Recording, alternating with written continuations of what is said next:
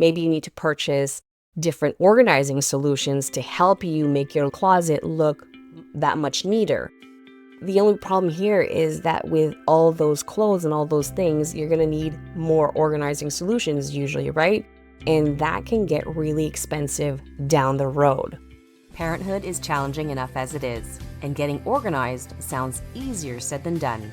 Now, combine these two together, and it's truly a balancing act that many of us struggle with day in, day out. If you're here, it's because you want to know how to get your life and home more organized and structured where the kids are involved too, so that parent life is a little easier and you can focus on what truly matters. Hey there, I'm Dianne Jimenez, owner and founder of One Tidy Place.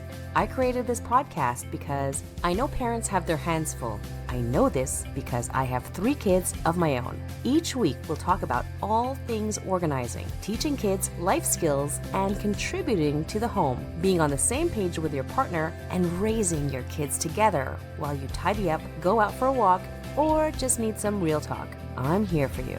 Thank you for tuning in. Are you ready? Let's do this. Hey there, welcome back to another episode of the Organized-ish Parent Podcast. And I'm your host, Dianne Jimenez. I'm a decluttering and family organization coach.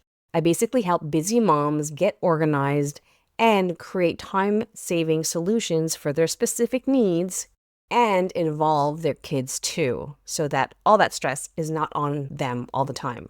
If that sounds overwhelming to you, don't you worry, because I break everything into bite-sized, actionable steps that actually work. So you're in the right place, my friend. I'm so glad you're here. All right, so let's get to it. Today's episode is about why a cluttered closet affects your daily life. So how does a cluttered closet affect our daily life? Well, the first thing is it affects our time. It affects your time because you're busy searching through the clothes in your closet and wasting time also trying to decide what exactly fits, what feels good, what do you specifically need to wear. And it's really tough when you have too many clothes in your closet. Now, in a way, also affects your mood. And what I mean by this is now you're late, so you're frustrated and you're annoyed. And you probably can't find something that fits or looks right on you, so now you're upset and probably tired of going to the same old outfit each week. So that's annoying, and already you're in this mood, and the day hasn't even started yet. So that's not fun at all, right? So here's what to expect in today's episode. I'm going to be covering 5 mistakes that keep us stuck when we're trying to organize and declutter our closet. So here's a quick recap of what we'll be talking about, and my notes are right here if you see me looking all the time. So mistake number 1 is keeping the just-in-case clothes. Why we do this and how to shift our mindset away from that. Number 2 is the emotional attachment and how to let go of things guilt-free. Number 3 is not having a decluttering system, and in there I will give you my 3 go-to steps to help you with that. Mistake number 4 is organizing everything before you had a chance to declutter. That's a big no-no, and why that backfires and what to do instead. And finally, mistake number 5 is not having a maintenance plan at all. So are you ready? Let's do this. Mistake number 1, keeping just-in-case clothes. What clothes specifically am I talking about? Well, here are some examples. Clothes that you keep just in case you lose weight or you get back to that goal weight. Another type of clothing is the ones that were probably going to come back into fashion, and that's why we keep it. So why do we do this, and how do we shift our mindset? Oftentimes, we hold on to clothes because it is holding on to the past. It's holding on to that person we once were. It's holding on to that experience we probably had before kids, holding on to that body, that one that used to go to the gym 2 hours at a time, 3 to 4 times a week, where we had this tight fit body before the kids or even before the pandemic, right? So trying to hold on to that ideal. So we tend to keep clothes to sometimes remind us of that place where we were before and help motivate us to get to that place again whenever that's going to be, right? So we just keep these clothes as a reminder that this is something that we have to do to get back to the person we were. Now, when it comes to keeping clothes just in case the fashion comes back, let me tell you this. Back in the 80s or back in the day, the bell bottoms, the hip huggers, the low rise, the mom jeans, high rise, and all those things existed well before the 90s and 80s, right? And then they came back little by little in different ways throughout the last 25 years. Like, I think right now the style is the wide-legged pants and also the high mom, I want to call them mom jeans, but they're not, but high-waisted pants, right? So basically things are coming back, and I get why we tend to keep these clothes because fashion will come back. And the second thing is, why would we want to pay so much more money to purchase these clothes again when you have them in your closet? Because they are expensive, right? So how do we shift our mindset going forward? Well, I've got some questions for you, and I need you to answer them honestly to yourself. In the past, you were whoever you were before kids, pandemic, when you had that job, when you first got married, or when you used to go out clubbing, whatever. Now, is that person who you are today? Where you are in your life stage right now? Think about that for a moment. The next question I have for you is, if you didn't have these items right now, would you, given the person that you are today, be running out to the stores this afternoon after work or tomorrow because those items were on sale? Would you run out and go get them? Is that a yes or a no? And just before you say, well, Diane, I have them in my closet, just imagine they're not in your closet right now. You don't have any of that. So it's just to put in perspective, why are you keeping the clothes really? It's because you really want to wear them because it's the fashionable thing to do? Or, I don't know, you only know that answer. But imagine, picture yourself not having those items at all. And those items now are, or similar items now are on sale at discounted rates and whatever. Would you go run out and grab them right now and then wear them the next day? So basically, all I want you to think about is, will those clothes that you're holding on to, are they representing the person you are today and the person you want to be tomorrow? Or is the past you and your past experiences and fashion more important? Okay, so I'll leave you to thinking of that. We're going to move on to mistake number 2 as to why we get stuck when decluttering our closet. And that is having that emotional attachment for the clothes. So this kind of ties into the previous mistake, but these are clothes that are typically like gifts, things that our moms, aunts, grandmothers, or whoever that we hold dear to us has either worn and passed down to us, or they've made it or purchased it for us. So we're holding on to them because they're special. Now, how do we move through this so that, we have exactly in our closet what we want and what we want to wear? So how do we let go of these items that are just there? So if these items are not really something that you wear and something that probably doesn't fit you anymore or at all, but you're just holding on to them for sentimental reasons, perhaps they don't really belong in your closet, but somewhere else in your house or somewhere else in another closet that's not your main closet where all your everyday clothes are. Now, if you really want to get rid of this and you're like, I'm done with it, but I don't know how, take a picture. Here's a story. I did this when my kids were growing. They were going from babies to toddlers. I only have one daughter. So at one point, I had all these bins of 6 to 9 months old clothes, and she was growing. She was already almost a year old. And I felt sad because I knew we weren't going to have any more kids after our third kid. And I literally was crying in the storage area where we were keeping all our stuff because we were also renovating at the same time. So I had to declutter our things before moving back into our newly renovated house. And part of those things were my baby's clothes. And I got really emotional. So what did I do? I took pictures of the clothes. I even took some of them and put it on her and then took pictures of these clothes. And for me, that helped for closure. So maybe that can help you too with the items that you received as gifts, hand-me-downs, or things that were made for you. But if you really don't want to let them go, maybe they don't belong specifically in your closet. They might not belong there. They might belong somewhere else in your home. So that's kind of like the loop through that not wanting to let go of something that is really, really priceless to you. All right, we're moving on to mistake number 3 as to why we get stuck when we want to declutter and organize our closet. Mistake number 3 is not having a decluttering system. And I'm going to show you my 3-step process with a decluttering system. So number 1 is to sort with a purpose. So instead of randomly just putting on clothes and saying, I don't want this, or I'm going to keep this. Okay, that's not really something that's sustainable.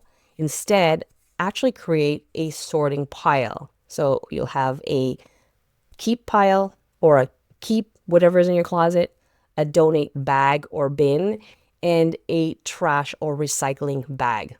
I have these 2 things at my house in different locations because there's just not enough space in our room and in the kids' room for sure. But I have these specifically so that as I see them, they don't fit anymore. I put them in the appropriate spots. So that's one method. The second method is, I don't know if you know or heard about, you must have, Marie Kondo's Spark Joy method. And hers is basically taking each item of clothing and seeing if that sparks something in you, a joy. And if it does, you keep it. If you don't, you don't. And then the third thing is trying on the outfit and seeing if it fits. And then if it doesn't, obviously, and if it does, you keep it. So you pick the ones that work for you in regards to having a proper sorting system. Step number 2 is setting clear boundaries. What do I mean by this? Basically, in our closet, we have X amount of space. I don't know how big your closet is, and I don't know if you have drawers in them. So if your drawers are overfilling or some items are taking most of your closet, try to set clear boundaries. If your leggings can only fit and you've assigned it to this specific spot in your drawer, then that's it. You can't go overboard.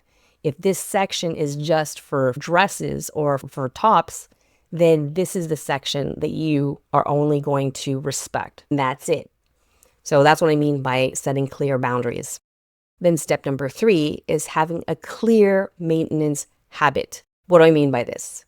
In essence, it's maintaining your closet every so often. It could be monthly, it could be weekly if you need to, but every couple of months you're going through your closet and removing the things that you don't need. When new items come in, a good rule to follow is the 1 in, 1 out rule. So if you have 3 items that are coming in, either something that you purchased or someone had given it to you, then you would remove 3 items out of your drawer or your closet and replace them with the newly acquired ones. All right, we're almost done. Let's keep moving on. Mistake number 4 for keeping you stuck is organizing before decluttering. Oh, this is a good one, and it happens to many of us. In essence, what this means is that you're constantly reorganizing, refolding your clothes, your scarves, your leggings, your jeans, or whatever. You're coming up with different ways and different looks for your closet because that's organizing to you. I get it. Then you get into the thought of maybe you need to purchase different organizing solutions to help you make your closet look that much neater. The only problem here is that with all those clothes and all those things, you're going to need more organizing solutions usually, right? And that can get really expensive down the road. So instead of doing that, we need to attack the matter at hand, and that is to declutter. So that's why organizing before you declutter often backfires. Here's another example that's completely not closet related, but say you have a table filled with clutter. You know, you have your kids' toys, there's books, there's papers, there's art projects, and this and that. You get home and you see all this clutter, and it's annoying. Yes, it is. So what do? You just compile everything and keep everything neat and tidy by just consolidating everything and piling them up. Oftentimes my mom, when she comes over, she'll do this because she doesn't know where to put anything. So she'll just keep everything neat and tidy and leave it there on the corner of the island. Now, when it's time for dinner and you have this pile here, and then you need to put the plates and everything and the food on the table, but there's that pile that you had just consolidated. Now you're asking someone to just take care of it. And what do? They put it in the living room. So then after dinner, when you guys are all ready to retire and watch a show, after supper, all that stuff is now in the living room in the middle of the space. So someone takes it and brings it to someone's bedroom, put it on their bed or puts it on the floor or something.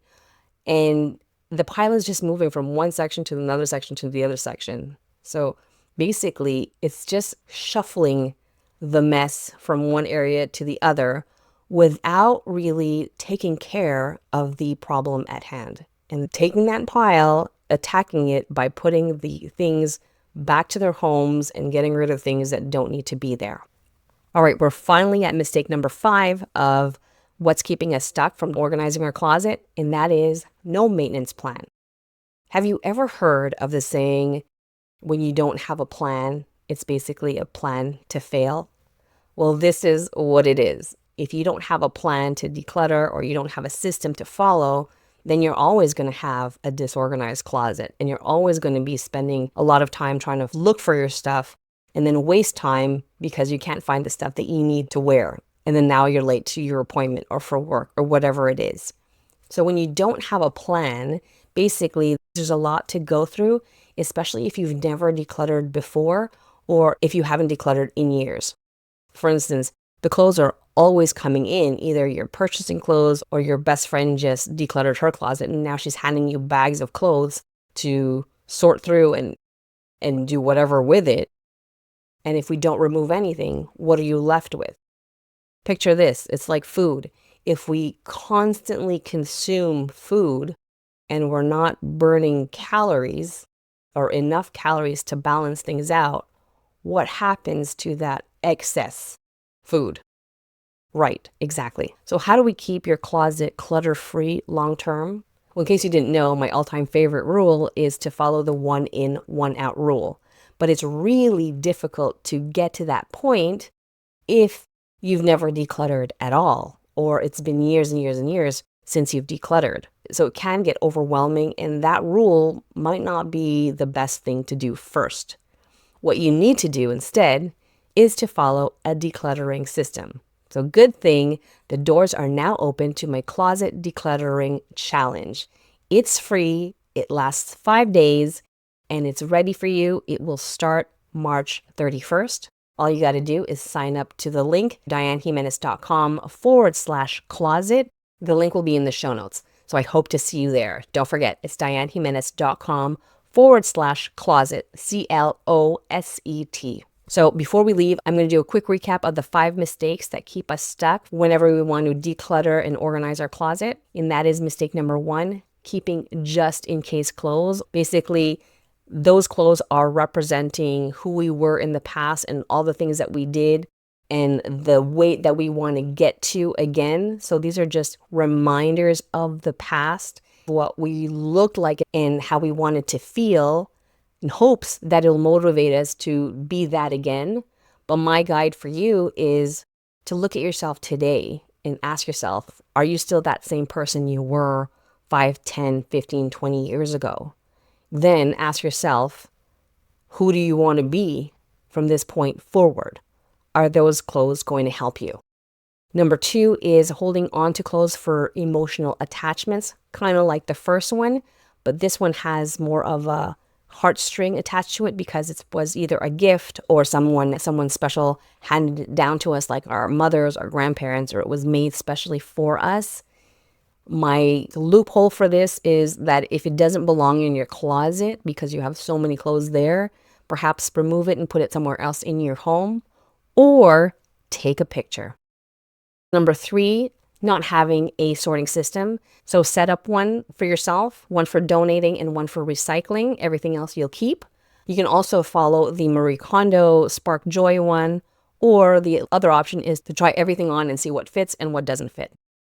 Number 2 is to have clear boundaries. Make sure that whatever you assign for your pants and your jeans, that's the only section of your closet that you're going to use for your pants and your jeans.